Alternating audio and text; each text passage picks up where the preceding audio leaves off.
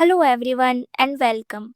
With the September exams just around the corner, I know many of you are feeling stressed about CA Foundation Business Law, especially the newly added concepts. But from this moment on, you can drop all your worries.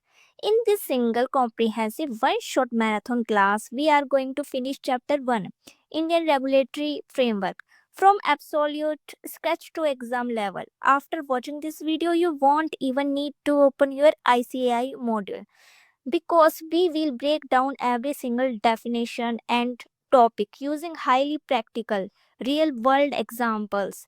Grab your notebooks, take a seat, and let's get started. Let's start with the most foundational question: what exactly is law?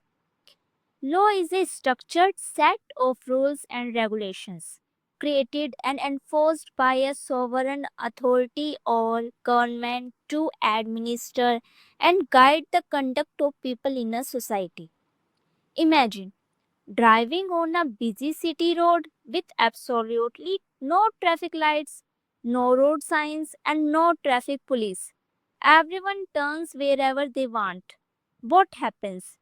Chaos, confusion, and accidents. Similarly, to prevent a society where might is right rules, we need a legal system. So, law is a always binding in nature. It is not a friendly piece of advice or a recommendation that you can choose to ignore. If you break the law, you must face legal consequences, fines, or imprisonment. Next topic is sources of law in India. Now, where does law actually come from in India? There are four primary sources of law. First, the Constitution of India. This is the supreme law of the land. It provides the framework for all other laws, and no law in the country can violate or contradict the Constitution. Second, statutes or acts. Enacted law. These are written laws formally passed by the parliament or state legislature. A prime example is the Companies Act 2013. Third, judicial precedents or common law. Sometimes a unique situation arises where there is no specific written law available. In such cases, the landmark judgments delivered by the Supreme Court or High Courts become binding rules for lower courts to follow. Fourth, customs and usages. These are ancient continuous practices that have been followed by society for generations without interruption. Over time, the legal system recognizes and validates them. Example specific marriage rituals under Hindu law. Topic third, the three organs of government and separation of powers. To run a democratic nation efficiently, power cannot be given to a single individual, otherwise, they would become a dictator. Therefore, our constitutions follow the principle of separation of powers and divides the state into three distinct organs. First, the legislature. Their primary role is to frame and pass laws for the country. In India, this is our parliament, Lok Sabha and Rajya Sabha. Second, the executive. Their responsibility is to implement, enforce, and execute the laws passed by the legislature at the ground level. This includes the Prime Minister, Cabinet Ministers, civil servants, and the police force. Third, the judiciary. Their job is to interpret the true meaning of the law, resolve legal disputes, and deliver justice. These comprises the hierarchical network of courts topped by the Supreme Court of India. Next topic is legislative process. How a bill becomes an act. This is a crucial process often tested in exams. A law is never formed overnight. It must go through four distinct stages. Step 1, the bill. First, a draft version or a formal proposal of the law is prepared. This initial draft is called a bill. Step 2, passing by both houses. The bill is introduced and thoroughly debated in both houses of parliament, the Lok Sabha and the Rajya Sabha. It must be approved by a majority vote in both houses. Step 3, President's assent. Once passed by both houses, the bill is sent to the President of India. When the President signs it, the bill officially becomes an act. Step 4, Publication in the Official Gazette. Finally, the government publishes the newly formed act in its official public journal, known as the Official Gazette. Next topic is the seventh schedule and the three legislative list. India is a vast federal nation, and to ensure smooth governance, the power to make laws is divided between the central government and the state government. Under the seventh schedule of the Constitution, this power is split into three specialized lists. First, Union List. Only the central government parliament has the exclusive right to make laws on matters listed here. It contains subjects of national importance, such as defense, banking, railways, and foreign affairs. State List. Only state legislatures have the power to frame laws on these topics. It covers local and regional matters like public health, sanitation, police, and agriculture. Concurrent list. Both the central and state governments can make laws on this subject simultaneously, such as education and forests. The twist is if a direct conflict or contradiction arises between a central law and a state law on a concurrent subject, the central law will always prevail. Next topic is branches of law, civil law versus criminal law.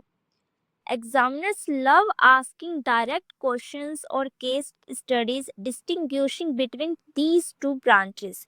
Civil law. This branch deals with private disputes between individuals, citizens, or corporate organizations. Example: property disputes, breach of contract, divorce, or copyright infringement. Remedy.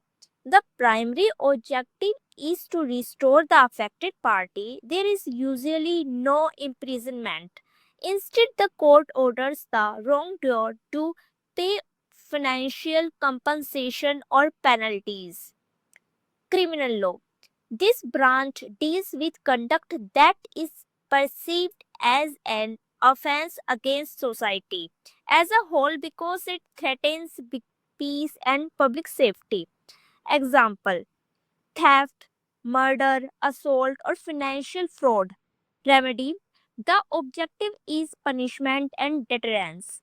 It results in criminal prosecution leading to jail time, heavy fines, or even capital punishment.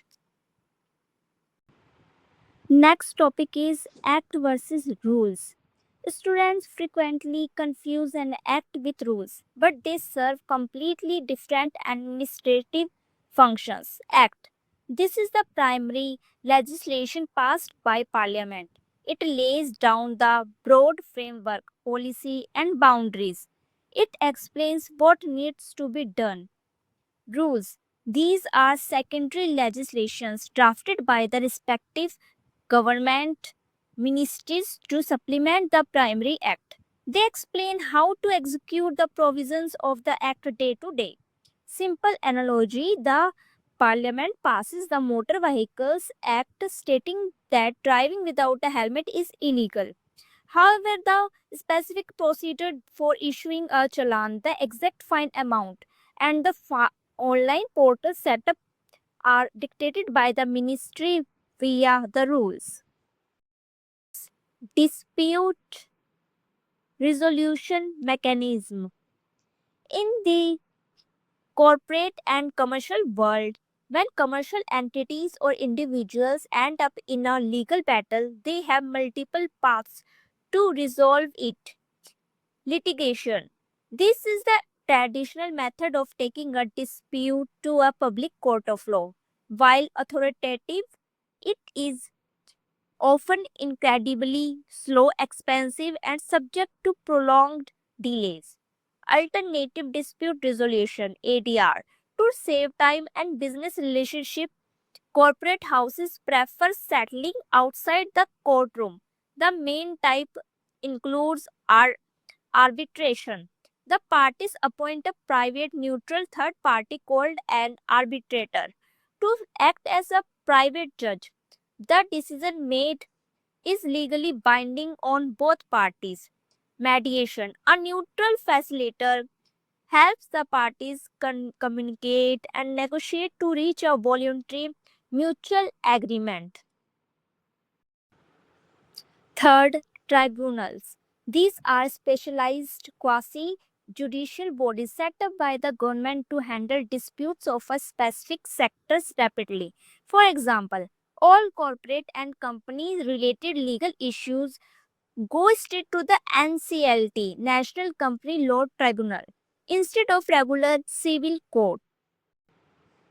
Next topic is key regulatory bodies in India. Laws are essential, but who regulates the commercial landscape to ensure everyone compliance? India has specialized regulatory authorities. First, MCA, Ministry of Corporate Affairs, administers the Companies Act and LLP Act. It regulates corporate governance and oversees the incorporation of all companies in India. SEBI, Securities and Exchange Board of India, the ultimate regulator of the Indian stock markets. Its job is to protect investor interest and prevent market manipulation. RBI, Reserve Bank of India, the central banking institution that control monetary policy, manages foreign exchange and regulates all commercial banking system. IBBI, Insolvency and Bankruptcy Board of India, oversees insolvency proceedings for corporate entities, partnership firms, and individuals, ensuring a clean and structured exit process for bankrupt businesses. So, my dear students, congratulations. With that, we have successfully completed Chapter 1 Indian Regulatory Framework with 100% conceptual clarity and full syllabus coverage. Today's homework question: can you name the premium regulatory body that governs and protects investors in the Indian stock market? Leave your answers down in the comment section below. If you found this one shot marathon class helpful, make sure to hit the like button, share the video with your fellow CA aspirants, and subscribe to the channel. Because in the next video, we will tackle the massive chapter 2, the Indian Contract Act 1872. Until then, keep studying, keep growing. Thank you, friends.